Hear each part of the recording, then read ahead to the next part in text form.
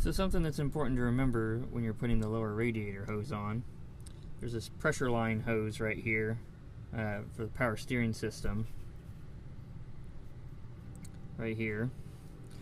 And if you look really closely, I routed it kind of on top of the lower radiator hose, and it just sat here and got rubbed by this pulley, and it wore a nice little hole in it. I drove to work after I finished with the radiator, and as soon as I turned into the parking lot,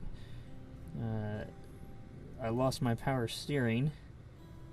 Naturally, power steering fluid went everywhere inside the engine compartment. Started seeing some smoke, so I parked it as quick as I could and shut it down so I wouldn't burn up the pump. And now I've got to replace this hose. So really, it looks like it's just going to take an open-end wrench on this end, and then there's a clamp on the frame there, a bolt that looks like it's 10 millimeters, and then the other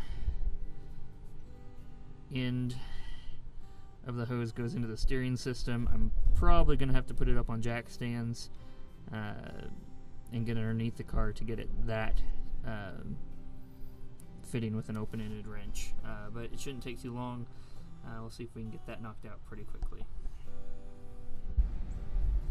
Okay, on this power steering pressure hose, there are two mounting brackets that hold the hose in place. One's on this subframe area here, right above the steering box, or the steering system. And the other is more towards the front, on this cross member here, just behind the radiator.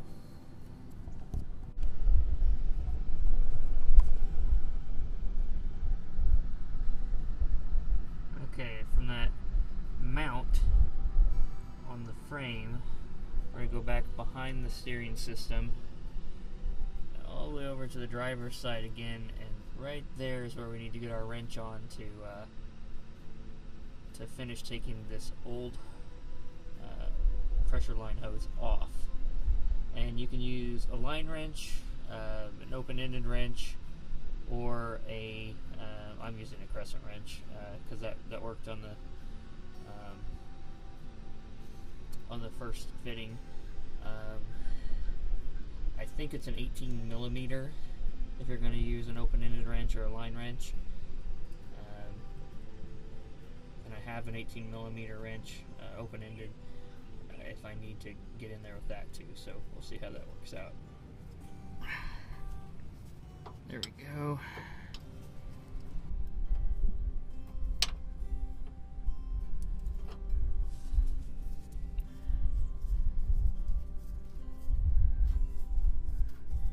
Alright, now we can get this out of here.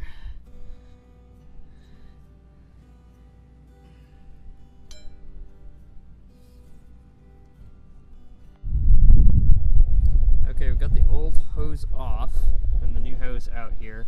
There's a couple things we need to do. There are two mounting brackets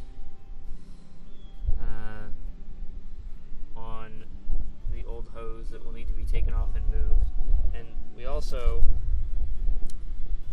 we received some new O-rings with the new hose. We'll need to coat those in ATF, and then we will put those on the ends of the hose as well. So we'll do that, and then we'll get this new hose installed.